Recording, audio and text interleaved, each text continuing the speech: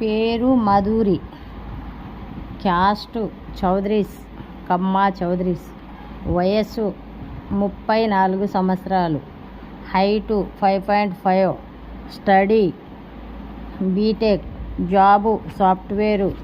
ఈ అమ్మాయిది ఆంధ్ర అనంతపూర్ అయితే హైదరాబాద్లో జాబ్ చేస్తున్నారు. ఈ అమ్మాయికి ఆంధ్ర కానీ తెలంగాణ కానీ ఎక్కడైనా ఇస్తారు.